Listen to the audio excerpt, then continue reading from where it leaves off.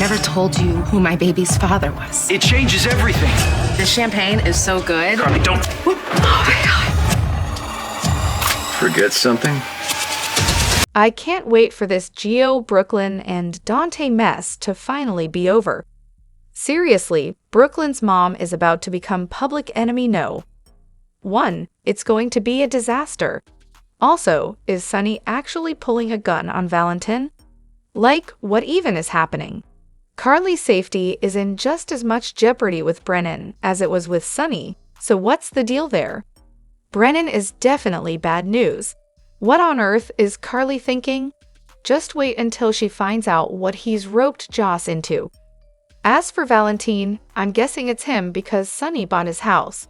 Maybe Valentin left something important there to pick up later. But here's the thing, if he sent Charlotte back to Port Charles for her safety, why is he going there too? It doesn't make sense. BrookLynn finally spills to Chase that Dante is her baby's father. What a bombshell. Meanwhile, Sonny's got a gun aimed at someone who looks like Valentin.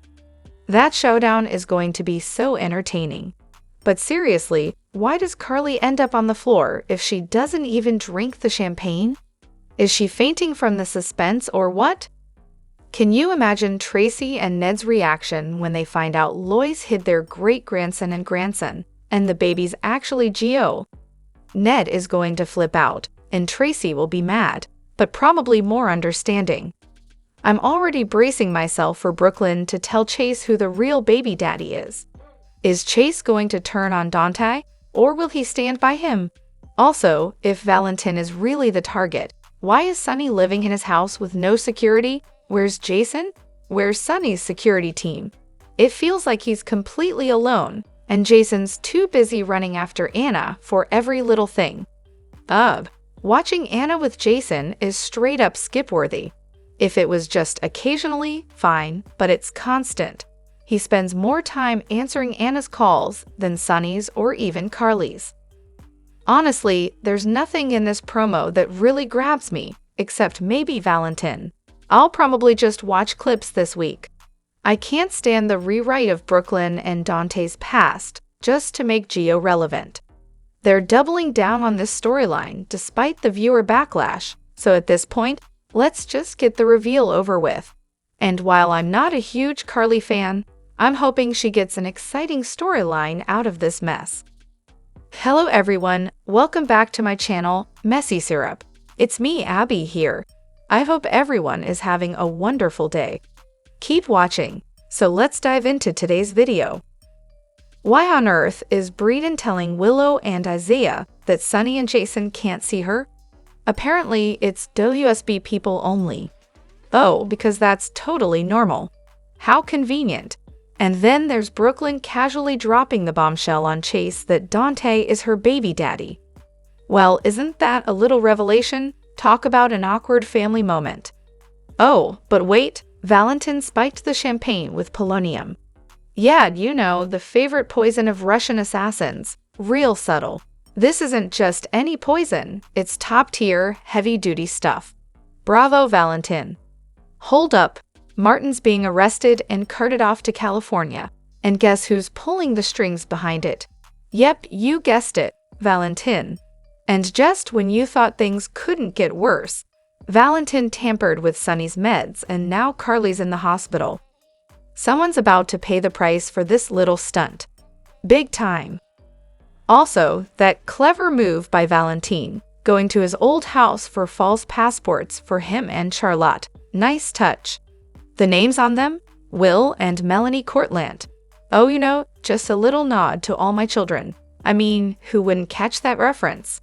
So the big question is, will Sonny call the cops on Valentin for breaking into his house? I mean, duh, right? But did Sonny even realize Valentin was behind messing with his meds? It's like one big chaotic puzzle that never ends. What a show today. Carly's in the hospital. Sonny's about to have a chat with Valentin, with a gun, because that's how we do things. And oh yeah, Chase finds out Dante's the dad. Monday drama at its finest. And for the love of all things criminal polonium poisoning, wasn't that Jerry Jack's go-to weapon in Port Charles? They're really bringing out the big guns, huh? As for what the poison was, yeah, who knows? I couldn't quite catch that part through all the chaos. But wait, there's more. New promo reveals. Chase gets pissed at BrookLynn over the whole Dante baby secret. Carly's poisoned, and someone broke into Sonny's house while he was there. And naturally, Sonny's like, "Did you forget something?" while casually pointing a gun. Nice. And let's not forget Tracy Quartermain. Never underestimate this woman. She's out here getting Martin arrested like it's her side hustle. You cross her, you pay the price. I still have this sneaky suspicion that Sidwell is the mastermind behind the bomb at Sonny's penthouse. The guy just screams shady business deals and behind-the-scenes scheming. Honestly, if he's not the one pulling the strings like a low-budget Bond villain, I'll be shocked. Who else would have the guts, or complete lack of sense, to go after Sonny and almost take out Michael in the process? That's basically asking for your own missing person poster. If it turns out Sidwell isn't behind it, I'll be floored. But if he is, well, let's just say he better start running yesterday. On a completely unrelated note, y'all need to give Beyond the Gates a watch. I know, it's got nothing to do with GH, but I finally gave it a shot this weekend, and Chile, it's a ride. It airs on BET during the weekends, so it won't mess with my GH binge on weekdays. Don't know if it'll have the staying power of the other soaps, but hey, it's definitely worth a watch. And Valentin? Yeah, buddy, you're in deep now. Poisoning Carly, even if it was for Brennan, was not your brightest idea. Run, Valentin, run. Now, seriously, what's with the drama over spelling names? I've seen BrookLynn, BrookLynn, and BrookLynn. Can we all agree that they're all correct depending on who's spelling it? Like, calm down, people. If Jack were still played by the original actor, I bet people would still be rooting for him and Carly, no matter how much of a mess he is. They had that undeniable chemistry that can't be faked or written. But with the new Jack? Yeah, people are just waiting for him to get busted. And when the truth about Joss comes out, Carly's probably going to drop him like yesterday's news. Just my 2 cents. Okay, I'm a little behind, but what's the deal with Sasha? She won't take money from Jason, but she'll take it from Sidwell? Girl, I thought you were smarter than this. And this whole Gio and BrookLynn situation? Out of control. The number of people who are going to lose their minds when this blows up, it's like the entire town. Come on, Frank, stop dragging it out. Let's get to the fallout already. Now that Charlotte's back, I'm really hoping her character either goes full-on crazy Cassadine or turns into an actual lovable Spencer. This whole a little good, a little bad thing isn't cutting it for me. Pick a side, please.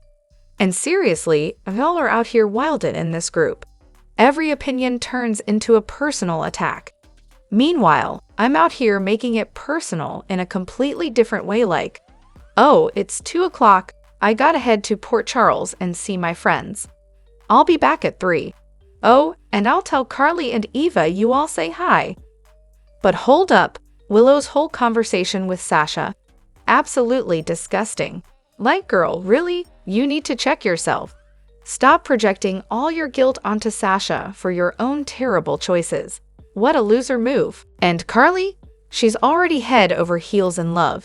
It's going to be a real treat watching Jack juggle both manipulating her and loving her at the same time. Also, Bobby Burdine, seriously. You tag me in some ridiculous post telling me to quit posting every 3 seconds. First off, I barely even post on my GH pages. But in the last 2 days, I've seen at least a dozen dumb posts from you. So how about you leave me out of your drama and get a clue? Pretty sure you don't even watch the show, since you clearly have no idea what's going on with the characters. Oh, and who else thinks something's going to happen to Gio, and he's going to need his biological parents to swoop in and save him? I'm just saying. Lastly, I've loved Maxie forever, but seriously, they need to give this girl a real storyline already. She deserves better. Rick Lansing, the guy that pretty much everyone in Port Charles loves to hate. If you're just jumping in, I can fill you in on why he's basically public enemy number one. So Rick's history is one giant mess of terrible decisions and outrageous behavior. He's done awful things to pretty much everyone. For starters, he locked a very pregnant Carly in a panic room for months, just to steal her baby and give it to his wife, Elizabeth, who'd lost their own baby after a tragic fall down the stairs. Rick blamed Carly for the whole thing. Nice, right? But wait, it gets better. Rick's relationship with Alexis was nothing short of a disaster. He cheated on her with Sam, because of course he did. And if that wasn't enough, Rick tried multiple times to have Sonny killed. Yeah, he was that guy. Oh, and let's not forget that he teamed up with Nina's mom to steal Nina's fortune.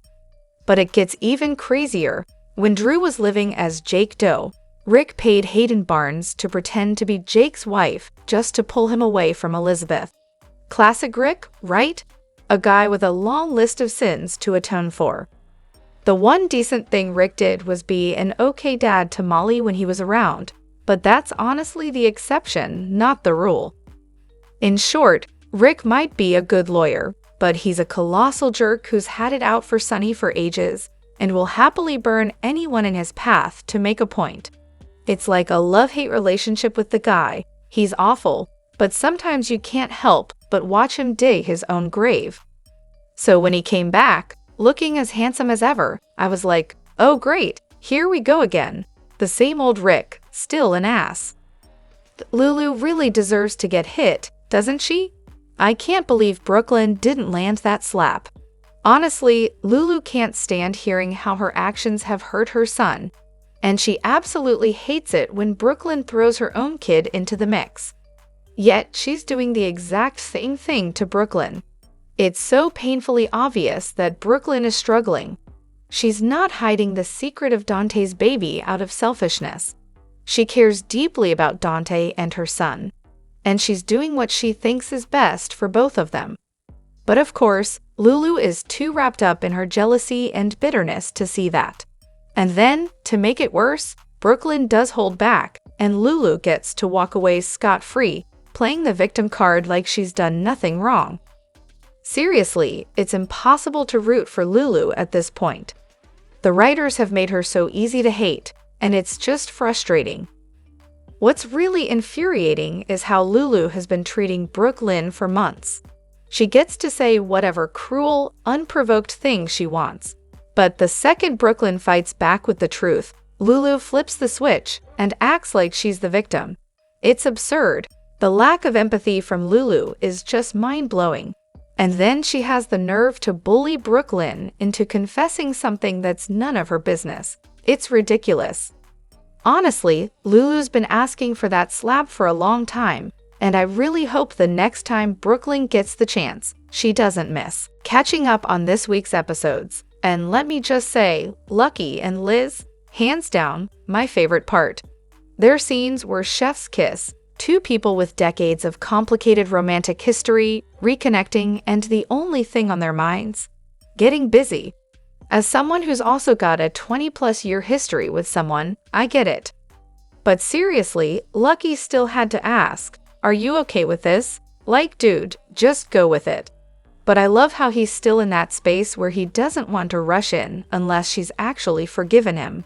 He's not just thinking about himself, he's worried about her. That little detail, so cute. Then, I rewatched a scene a few days later, where Lucky's talking to the call girl about trying to rid himself of his romantic feelings for Liz to protect her. That moment felt really similar. He's always putting her safety and happiness above his own. That's why I love him. Even when he was pissed at her in 2010, he still took care of her when she needed it. Lucky's always been about doing what's best for Liz and the boys. For years, he fought to be a better version of himself for her and their family. And then, in 2011, when he left, it wasn't about him. It was because he thought Liz and the boys would be better off without him. Drew and Curtis, yeah, their friendship is Denezzo. Caput. No coming back from this one, especially if Drew isn't even Drew anymore, or worse, if he's some kind of mind-controlled puppet or a walking medical mystery thanks to his time in prison. Either way, their bond is shattered beyond repair, and honestly, I wouldn't blame Curtis one bit. Blackmailing my wife and, by extension, my Aunt Stella? Yeah, there's no forgiving that. We're not just not friends, we're not even acquaintances. If he wants to come at me, fine, but hands off my family.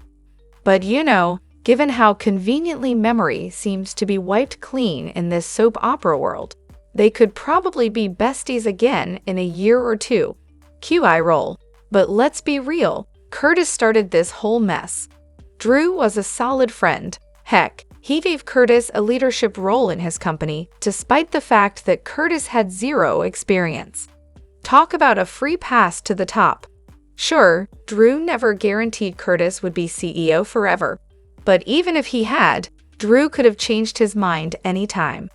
But Curtis? He didn't just sit there. He actively teamed up with Michael to steal Drew's company. Oh, and don't forget the fun part, committing a little fraud on the side, tanking the stock and ripping off regular investors. Drew could have gone straight to the SEC, but Curtis didn't care. It wasn't about Michael, it was all about taking down Drew. And let's talk about Curtis being Mr. Holier-than-thou. Yeah, he judged Drew for messing around with Michael's wife, but Curtis had zero issue throwing the law, and Drew, under the bus to get what he wanted. Don't even get me started on him getting all self-righteous about Portia.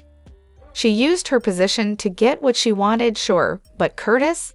He's all judgment, all the time, as if he's above reproach. Remember when he ended his relationship with Jordan? So judgy. Curtis really thinks he's got a free pass to do whatever he pleases, yet he gets all bent out of shape when someone else dares to flip the script. Classic. Drop your thoughts in the comment section below. Do you agree or disagree? Don't forget to like, subscribe, and hit the notification bell for more updates. Your opinions matter, and I will see you in the next video. Thank you.